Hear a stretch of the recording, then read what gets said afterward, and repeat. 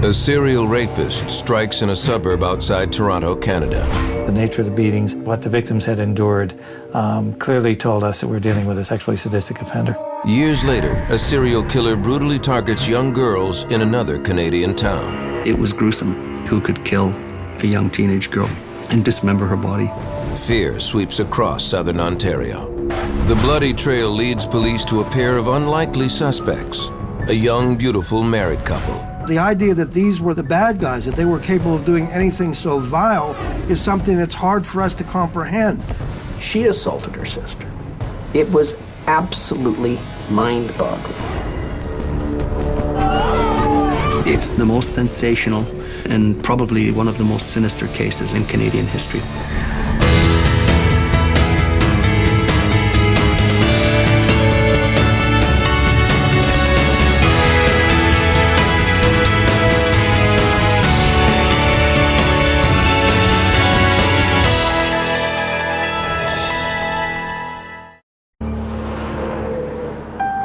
Saturday, June 29, 1991, at a quiet recreational area near the town of St. Catharines in Ontario, Canada, some fishermen make a horrifying discovery. At one end of Lake Gibson, they notice several concrete blocks partially submerged in the water. They take a closer look and are shocked to find what appear to be pieces of human flesh protruding from the cracks. Niagara Regional Police search the murky waters for more clues. They find a total of 8 concrete blocks. Each contains body parts. We believe the party to be a female, young female. It could be between 14 to 24 years of age. The victim is identified as 14-year-old Leslie Mahaffy from the nearby town of Burlington. She had been missing for 2 weeks. The same day her body is found, a young couple exchange wedding vows 16 miles away in the quaint town of Niagara-on-the-Lake. Their fairy tale wedding is complete with a horse-drawn carriage. At face value, it was a beautiful wedding, but if you talk to the friends and the relatives, everybody knew that it was just a big charade. 21-year-old Karla Homolka and 26-year-old Paul Bernardo appear to be the perfect couple, but friends and family suspect Paul has been unfaithful.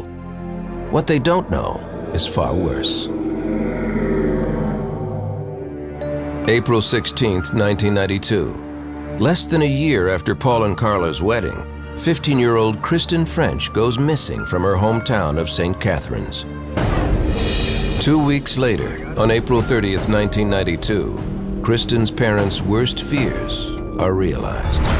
A man searching for scrap metal finds the body of their daughter in a ditch on the side of the road in Burlington. Kristen had been sexually assaulted, beaten, and strangled. Her body was dumped less than a quarter mile away from the cemetery where Leslie Mahaffy was buried a year earlier. Police consult with FBI profiler Greg McCrary. They suspect there may be a connection between the 2 young murder victims. Those crimes are very unusual, to abduct and murder young women. And there was a sort of a polarization here. One was abducted in Burlington and the body was in St. Catharines. The other was abducted in St. Catharines and the body was found in Burlington. It sort of connected the crimes geographically at that point. The location of the bodies and the viciousness of the attacks lead police to suspect this is the work of an experienced killer. This was no kid that was just starting a criminal career. This is somebody who had developed a degree of criminal sophistication over the years. Police also believe the culprit may have an accomplice after eyewitnesses report seeing the victim talking to 2 people just before she disappeared. What no one could imagine is that police would eventually tie the crimes to these seemingly innocent, beautiful newlyweds. They were attractive looking, they were intelligent, they were in love. The idea that these were the bad guys, that they were capable of doing anything so vile, is something that's hard for us to comprehend. Paul and Karla would be linked to not only the murders of Leslie Mahaffy and Kristen French, but also the killing of Karla's own sister and the rapes of more than a dozen other women in southern Ontario. Their story would generate headlines around the world about the systematic failure of police to catch them and the couple's intense obsession with each other. When Karla Homolka first met Paul Bernardo, she was a 17-year-old high school student who worked part-time at a pet store. He was 23, training to be an accountant, and would soon graduate from the University of Toronto.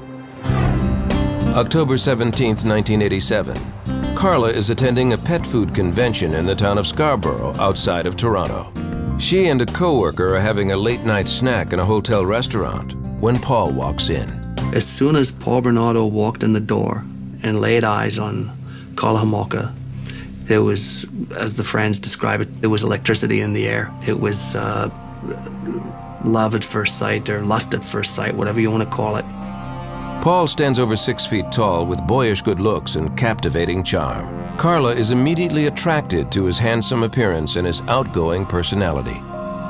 Within hours, they are in her hotel room having sex. My sense is that Karla was extremely insecure and was looking for a strong man. Their intense attraction will eventually spiral out of control with horrific consequences. They call it a match made in heaven, but in this case, it was clearly a match made in hell.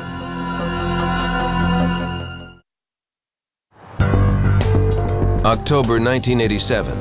When 17-year-old Karla Homolka first met Paul Bernardo in Scarborough, Ontario, it was lust at first sight. Karla believed 23-year-old Paul was the man of her dreams. But he was a man with dark secrets, and she was a young woman who would do anything for him. The oldest of 3 daughters, Karla Homolka was a popular and pretty girl. She grew up in St. Catharines on the southern shore of Lake Ontario. In high school, Karla had several boyfriends, but no one like Paul Bernardo. He was 6 years her senior, and in her mind, the perfect catch. She bragged to friends about his maturity and good looks, and Paul was quite taken with Karla, too. It was a perfect match for Bernardo. He'd found his soulmate. He'd found the woman who would do anything, and ultimately she did do anything. The youngest of 3 children, Paul was a good-looking boy with dimples and a sweet smile. But behind the happy expression was a little boy who had a difficult childhood. His mother was verbally abusive. His father, Paul discovered, was not his biological parent. This startling revelation occurred when Paul was 16. Around that time, Paul began peeking through his female neighbors' windows as they undressed. As he grew older, Paul's curiosity slowly escalated into something more aggressive. It would appear there's something very different in terms of his sexual makeup. From what I can glean, he wasn't necessarily a man who was terribly aroused by consenting sexual activity. Paul Bernardo tried to keep those sexual tendencies hidden. In September of 1983, he began taking classes at the University of Toronto at Scarborough. By all accounts, he was well liked by friends and neighbors. One of the most horrifying things is that he seems so normal. I believe that this is quite common in psychopathic personalities. They are often very charming, entertaining, life of the party kind of people. He had several girlfriends in college who said they broke up with him when their sexual relationships became abusive. He became fixated almost on violence towards women and on conquering women, on going to discos and bars and getting them and having sex with them and getting them to do whatever he wanted. In the spring of 1988, a sexual predator was roaming the streets of Scarborough. By May, there were already 7 attacks on women. We're supposed to warn women not to travel alone at night. The attacker would grab women as they got off the bus or walked through the park, pulling them behind bushes where he sexually assaulted them. Early on, these attacks consisted of fondling, but over a 13-month period, the assaults grew more violent. The media dubbed the attacker the Scarborough rapist. Women were forced to perform intercourse, oral sex, and sodomy, and were sometimes beaten. Everybody knew about the Scarborough rapist. Everybody was on their guard. And it was a nightmare for many young women. And it was a real nightmare for the women who, unfortunately, happened to be pounced on by him. The Metropolitan Toronto Police Department took statements from the victims. But they couldn't get an accurate description. The women had been attacked from behind and didn't clearly see his face. All they could tell was that he was young and good-looking, with light-colored hair. Police found another common characteristic among the attacks. The attacker forced the victims to call themselves degrading names, such as slut. Nobody had a clue who the Scarborough rapist was. The Toronto police were working diligently on the case. They'd taken as many as, I believe, 100 DNA samples from potential suspects. In the fall of 1988, the Toronto police called an FBI profiler, Greg McCrary, to assist in the search for the Scarborough rapist. Over the next several months, McCrary analyzed police reports and was able to link 4 more attacks to the Scarborough rapist, bringing the number up to 11. This was a very dangerous subtype of rapist that was very anger-based, perhaps even sadistic in nature. They're rare, but they're very, very dangerous offenders. McCrary's concerns grew as the assaults became more serious. Not only were these women being brutalized, but we felt we're on the verge of perhaps this thing moving over the line into homicide, and that's what had everybody's attention. When one sees a serial rapist, there is a high probability that they're being driven by a sexual drive that's been misdirected, and that they are going to continue to be driven in that fashion unless we intervene through catching them. Special Agent McCrary developed a description of someone he thought police should be looking for. We felt this was more of a high-functioning, intelligent, psychopathic, sexually sadistic sort of offender. And he lives in the Scarborough area in a dependent situation, probably with family members. Early 20s, has a violent relationship with women, even women that he's in a relationship with. When Paul Bernardo and Karla Homolka first met in the fall of 1987, there had already been 3 attacks linked to the Scarborough rapist. Karla never suspected the man she was falling in love with could be linked to such brutal crimes.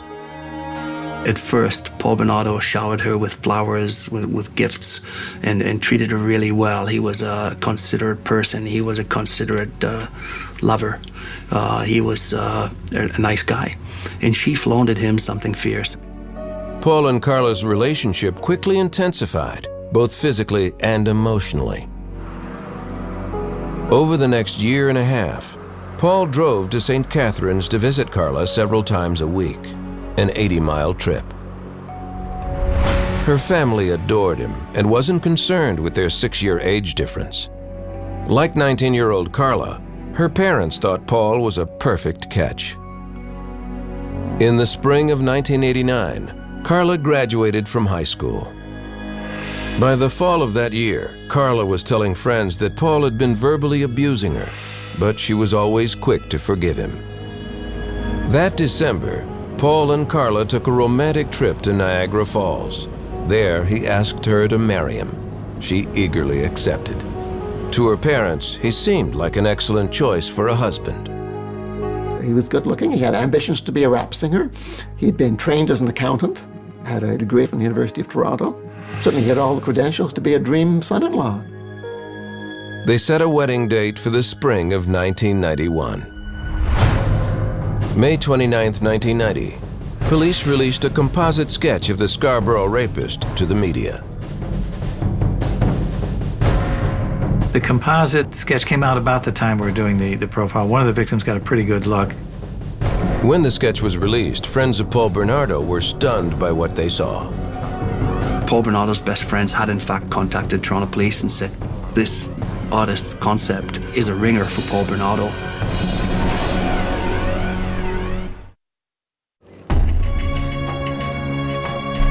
During the summer of 1990, a serial rapist is terrorizing the Toronto suburb of Scarborough. Police release a composite sketch of the suspect. Metropolitan Toronto police stations are flooded with calls.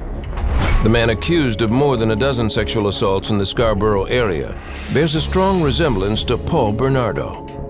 By November of 1990, several people, including Bernardo's own friends, have given his name to police after seeing the composite sketch. Police bring him in for questioning and request a DNA sample. The sample is sent to the Center of Forensic Sciences in Toronto, where it is put on a shelf with hundreds of other samples waiting for testing. Keep in mind that DNA still, even at that time, was relatively new. It isn't what it is today. There's all sorts of different technology today that we can get DNA readings very, very quickly. Around the time of Paul's questioning by police, he moves from Scarborough to St. Catharines. He and his fiancée, Karla Homolka, live with her parents until they can get a place of their own. The sexual assaults in Scarborough suddenly stop, but a rash of incidents begin to occur in the St. Catharines area. Karla and her family never suspect Paul. They adore him, especially Karla's 15-year-old sister, Tammy, who looks up to him as a big brother. But soon she becomes the target of his deviant urges. Desperately wanting to please Paul, Karla agrees to drug her younger sister so Paul can have sex with her. Part of her reasoning is that she'll give him Tammy's virginity in place of her own.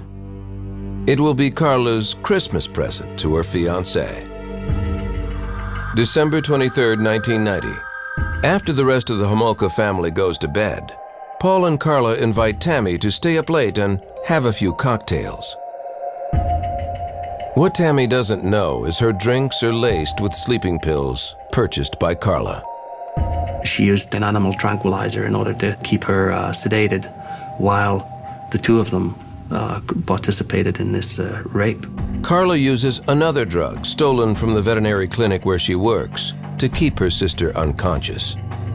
She soaks a rag with the drug halothane and keeps it over her sister's face while Paul rapes the young girl. They videotape the entire episode. All this happens while the rest of the family is asleep upstairs. Most people videotape their family holidays and their children's first, their second, third, and so on birthday. But he liked to videotape, in his eyes, his sexual contrast. Paul then orders Karla to assault her own sister. On videotape, Paul rapes her, and so does Karla. Have sex with her own sister. But the plan turns deadly. After Karla rapes her sister, Tammy begins to vomit and chokes. Paul and Karla quickly dress her, hide the camera, and call 911.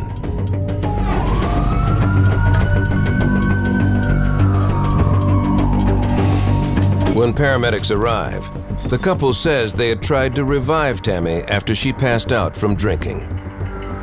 Tammy is taken to the hospital, where in the early hours of Christmas Eve, she is pronounced dead. It never crossed anybody's mind that her own sister had participated in the killing. Although doctors find a mysterious burn mark on Tammy's face, where Karla held the halothane-soaked rag, they conclude that she died of natural causes. Paul and Karla claim the mark as a rug burn caused by their attempt to revive Tammy. Karla's parents view the death of their youngest child as a tragic accident, something that could happen to any teenager. Everybody kind of took it at face value, so to speak, and wow, accidental death. Kids do drugs, kids drink. How unfortunate, how tragic. A month later, Karla and Paul move out of the Homolka house and into their own home. They move into this two-story bungalow in Port Dalhousie, a small town near St. Catharines. On the outside, they appear to be the perfect couple, but behind closed doors, Paul begins to turn his aggression on Karla. He teases Karla that he is the Scarborough rapist and begins physically abusing her. Any thoughts Karla has of leaving Paul are diminished by her insecurities and fear that he will tell her parents about her involvement in Tammy's death. In this particular case, we have a man who is a serial rapist who meets up with a woman who ultimately ends up participating in further acts of sexual abuse, and ones that are even far more serious. Paul Bernardo had given a DNA sample to police more than 2 months earlier, but it still hadn't been tested. Anytime offenders come into contact with the police and they don't end up in handcuffs, they're emboldened. They think they're better, smarter than the police. June 15th, 1991. 2 weeks before Karla's dream wedding, Paul wakes her up in the middle of the night with a surprise, a young girl, 14-year-old Leslie Mahaffy. He had abducted Leslie from her own backyard, luring the teenager into his car with a cigarette. Paul intends to keep Leslie as a sex slave but her true fate will be far worse than anyone could imagine. June 15th, 1991, Port Dalhousie, Ontario. In the middle of the night, Paul Bernardo wakes up his fiancée, Karla Homolka, with a surprise. With him is 14-year-old Leslie Mahaffy, a young girl whom he abducted and intends to keep as a sex slave. Together, the couple holds the young girl captive in their home, repeatedly assaulting her, all the while recording the attacks on videotape. After less than 24 hours, they strangle her, then cut up her body and encase the pieces in concrete blocks before dumping them in nearby Lake Gibson. It is 2 weeks before their wedding. Well, clearly the relationship between Paul and Karla was a very destructive one. These are two people that fed into one another and encouraged and supported one another, would appear, in doing things that were just, in some sense, unspeakable. On June 29, 1991, Paul Bernardo and Karla Homolka exchange wedding vows before more than 100 friends and family members. On the same day as their fairy tale wedding, fishermen discover the dismembered body of 14-year-old Leslie Mahaffy, encased in concrete blocks. The details of the young girl's murder send shockwaves through the region. It was gruesome. I mean, when you imagine not only who could kill a young teenage girl, but who could dismember her body and dispose of it in such an ugly and heinous way.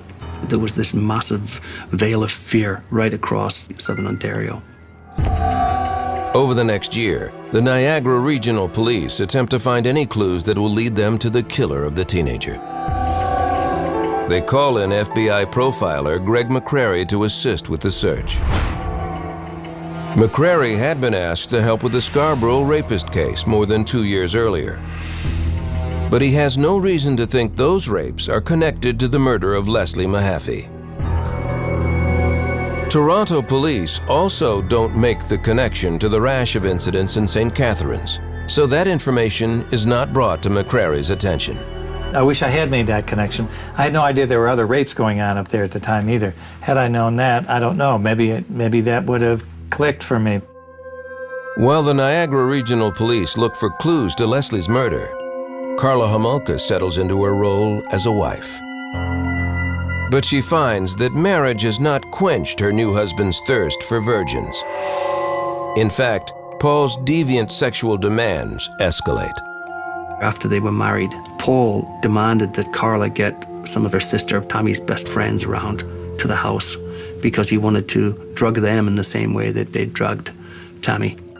Over the next year, Karla entices several young girls into their home. The newlyweds drug and sexually assault the girls. But unlike Karla's sister Tammy, these girls survive, regaining consciousness with no memory of the assaults. Some of these attacks are videotaped. He was obsessed with making himself into a star.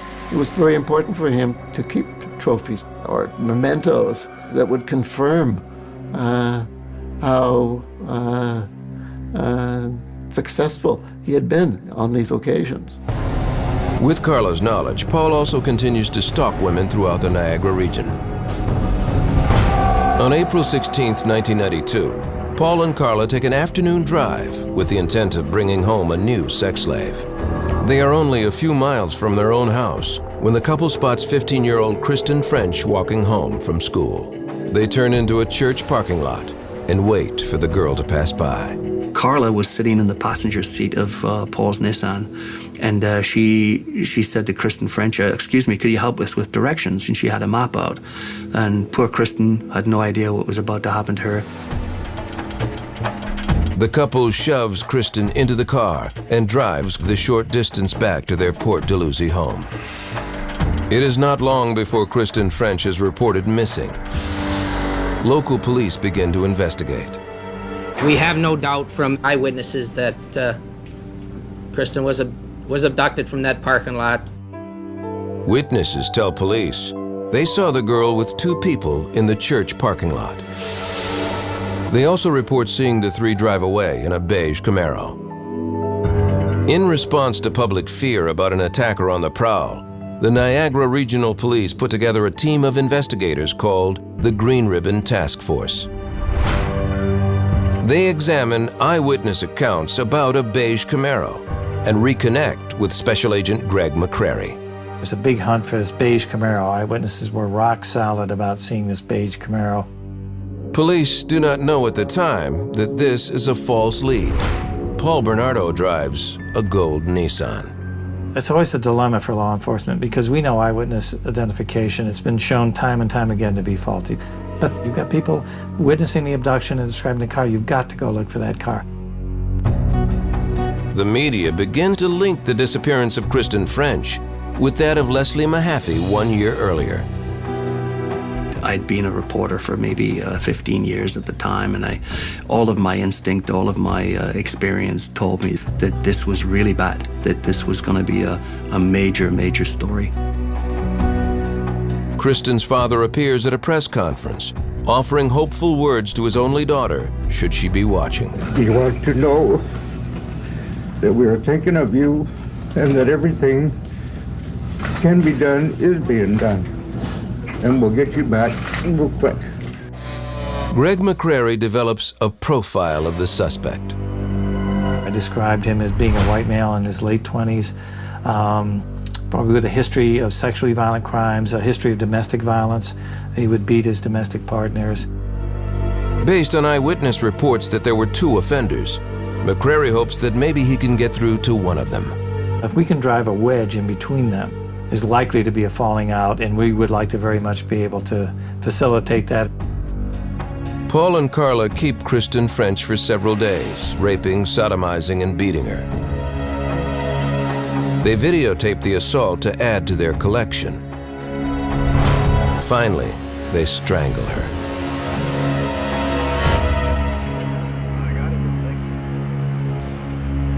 On April 30th, 1992, Kristen's body is found. Paul Bernardo has left the body of the St. Catherine's teen more than 30 miles away in the neighboring town of Burlington. Her body is discovered in a ditch near the cemetery where Leslie Mahaffy was laid to rest. While authorities attempt to link the 2 cases, local media feed the public's hunger.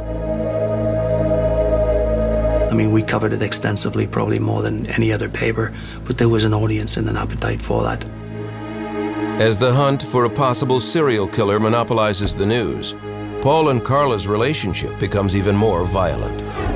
In January 1993, a severe beating at the hands of Paul sends Carla to the emergency room. Around the same time, the DNA samples collected more than 2 years earlier in the Scarborough rapist case are finally processed. After sorting through hundreds of samples, Paul Bernardo is identified as the man responsible for the Scarborough rapes. He is now living 80 miles away in Port Dalhousie, where Kristen French and Leslie Mahaffy were murdered. That was a moment where I was both excited and frustrated. They had identified Paul Bernardo now as being the Scarborough rapist, and then he had moved into this area and became prime suspect, I mean #1 suspect in this case. Bernardo had been identified and questioned based on a composite sketch of the Scarborough rapist more than 2 years earlier. At that time, he had also given a sample of his DNA. I think he was more brazen and more aggressive than ever, thinking that for whatever reason he'd beaten the system. After investigators connect the 3 cases, reporter Alan Cairns gets the police tip of a lifetime. The guy said, pull your Scarborough rapist files. And I remember, no, it's the Kristen French murder. And the Leslie Mahaffy murder, he said, pull your Scarborough rapist guy files. It's the same guy. And I was stunned. Huge, huge story.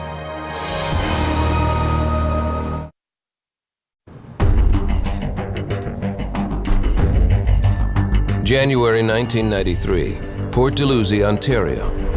Paul Bernardo and Karla Homolka get into a violent fight, landing her in the hospital with severe injuries. Paul had attacked Karla with a flashlight, leaving her with 2 black eyes, a broken rib, and severe bruising. After less than 2 years of marriage, she decides to move out. Around that same time, Toronto police contact Karla to discuss the DNA results of the Scarborough rapist case. After more than a 2-year delay, officials have identified her husband, Paul Bernardo, as the Scarborough rapist. Police suspect there may be some connection to the murders of Kristen French and Leslie Mahaffy, but have few leads. To question Karla, they bring along members of the Green Ribbon Task Force, the team investigating the murders of the girls. She thought to interview her about the domestic assault. In my opinion, they handled that interview exactly right because they didn't accuse her, they didn't overstep the bounds, but just by having Green Ribbon Task Force investigators there, that message was being communicated to her. After the interview with authorities, Karla breaks down and confesses everything to her family. She is afraid police already know or are close to discovering the couple's terrible crimes. On her parents' advice, Karla gets an attorney and tells him that Paul is the Scarborough rapist. She also admits to their being involved in the deaths of Leslie Mahaffy, Kristen French, and her own sister, Tammy Homolka. Karla holds the key to putting away one of Canada's most notorious serial rapists and killers. But she will only agree to testify against her husband in exchange for a reduced sentence for herself. Her attorney began to cut a deal, and that, of course, was of tremendous interest, to all the investigators, being able to shed some direct light on these murders and what was going on. Karla makes a full confession to police. She confirms that Paul is the Scarborough rapist, then places complete blame on him for the deaths of all 3 girls. She says that Paul forced her to be a part of the attacks against her will. Karla also tells them that all the physical proof they need is in the couple's house, on video. When it came together, it was the aha moment. It's the, it makes perfect sense now. That you could see that escalation, the escalation that we dreaded early on in the Scarborough rapes. Word quickly spreads that there's been a break in 3 of Canada's biggest unsolved criminal cases: the Scarborough rapist and the murders of Kristen French and Leslie Mahaffy. Police know they have to move fast before Paul Bernardo tries to make a run for it. February 17, 1993, police arrest Paul Bernardo. Investigators begin searching his Port Dalhousie home. I will confirm for you this morning that we have obtained the search warrant. We entered the premise and began our work. During a 71-day search, police cannot find the videotapes, which Karla claims showed the attacks on Leslie, Kristen, and Tammy. Karla's word is all prosecutors have to go on if they want to move forward and press charges against Paul Bernardo.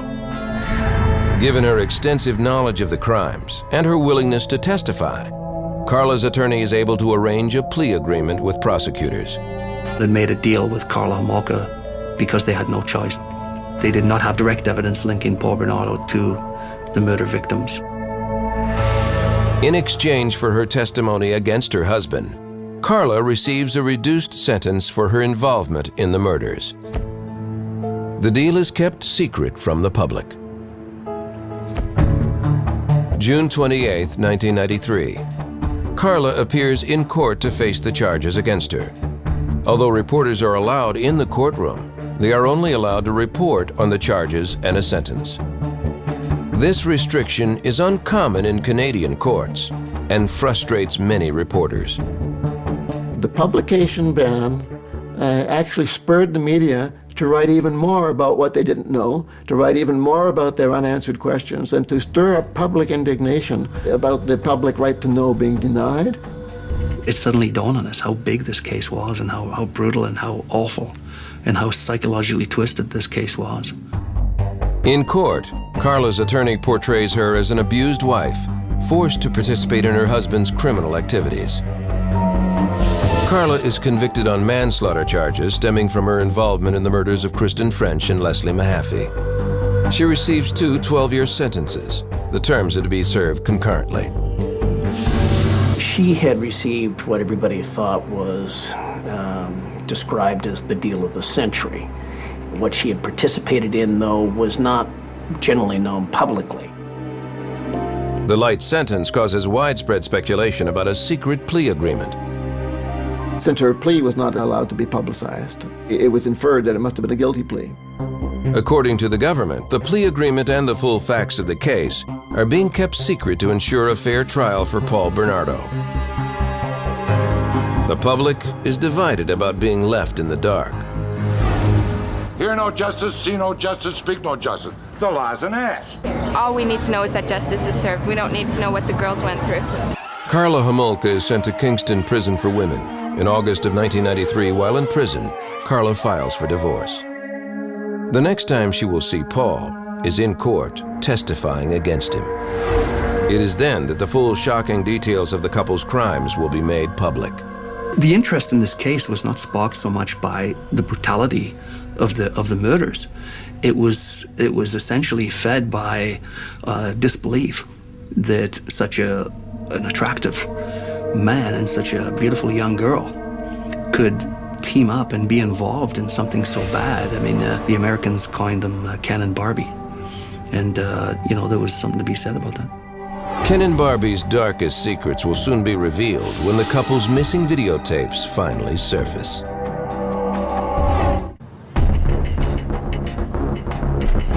May 18th, 1995, Toronto.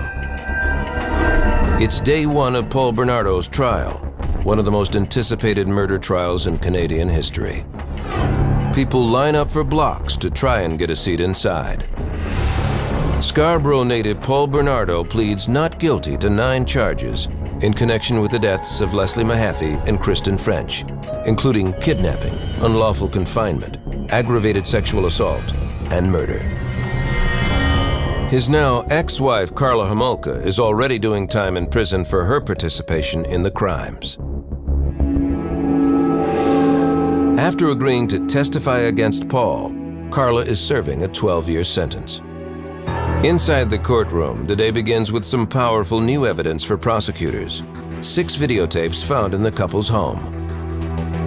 That was the first time that they had direct evidence against not only Paul Bernardo, but Karla Homolka. Much to everyone's surprise, the tapes reveal a very different version of events. Karla had misled authorities about her involvement in the crimes. On the videos, she is seen fully participating in the attacks. Had the tapes surfaced earlier, they may have affected her infamous plea deal. The tapes were crucial evidence. They were the smoking gun. On one tape, Karla is seen raping her own sister. She assaulted her sister, captured on videotape.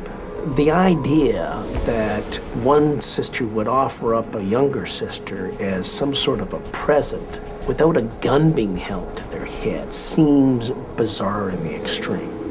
It was absolutely mind-boggling.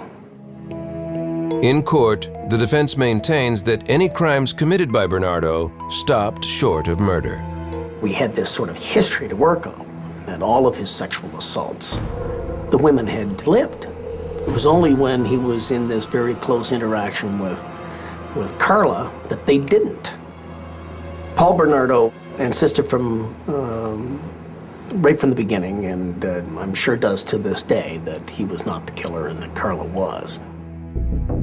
On June 19, 1995, Karla Homolka goes to court to testify against her ex-husband. She tells the court that she is a victim and that Bernardo was the mastermind behind all 3 murders. On cross-examination, the defense plays the videotapes, which clearly show Karla's participation in the assaults. She uses battered wife syndrome as her explanation, a claim sharply disputed by Paul's attorney. I'm not suggesting for a moment that she was not abused by him. What I'm saying is that she could not be classified as a person suffering from a battered spouse syndrome. I think in battered spouse syndrome that we're talking about people having tremendous psychological abuse. As I see it, she was more of an accomplice in these horrible crimes than a victim of these crimes. Paul Bernardo's trial lasts nearly 4 months. In an effort to spare the families more grief, the judge allows the jury to see the graphic videotapes, while the public is allowed to hear only the audio portions. Professionally speaking, I was disappointed that we didn't see the tapes. Personally speaking, I'm glad we didn't see the tapes. The audio reveals Paul Bernardo's modus operandi, as used in the Scarborough rape case. He got them to repeat over and over and over again that they'll do anything he wanted, that he's the king. After hearing the testimony of 86 witnesses, the jury of 8 men and 4 women deliberates for 8 hours before reaching their verdict. September 1st, 1995.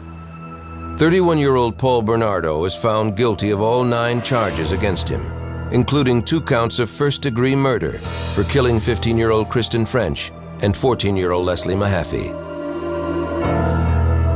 The parents of both girls are pleased that Paul Bernardo is behind bars, but their nightmare isn't over. Only the trial is over. Leslie is still not coming home. Paul Bernardo is sentenced to life in prison with eligibility for parole in 25 years. After his conviction, he also confesses to the manslaughter of Karla's younger sister, Tammy, and the sexual assaults of 14 other women in the Scarborough area. Those admissions lead the judge to declare him a dangerous offender, meaning he will likely spend the rest of his life in jail without the chance for parole. The controversy sort of rages around, was Karla given too light a sentence? Did she get off on this thing, so to speak, get off way too lightly? And that's certainly the opinion of a lot of folks, that she is. I have my concern that she may be more psychopathic than Paul. Even though Karla Homolka misled authorities about her role in the assaults, prosecutors decide not to challenge the plea agreement. The decision, they say, is final. I'm not a lawyer, but as I understand the law, once the deal was cut in Canada, they had to honor the deal. Karla's plea deal becomes known as one of the worst in Canadian history. The media call it the deal with the devil. The controversy surrounding the Paul Bernardo and Karla Homolka crimes does not end with the verdicts. The following year, the Ontario court releases the results of a 6-month-long inquiry into the police handling of the Paul Bernardo case. They conclude that the investigation was hampered by numerous mistakes and that Paul Bernardo fell through the cracks simply by moving from one community to another. Since the inquiry, Canadian authorities implemented a new system specifically for tracking serial predators. Their goal is to improve communication among police departments. On July 4th, 2005, 35-year-old Karla is released from prison after serving 12 years behind bars. Although she served her full sentence, some feel that was not long enough for the role she played in the crimes. My personal feeling is she got off light. I think that she has more culpability for this than she was punished for. But she's out, and so all we can do now is hope that she doesn't harm anyone else. Unable to comfortably return to her hometown of St. Catharines, Karla Homolka decides to start her life over in French-speaking Montreal.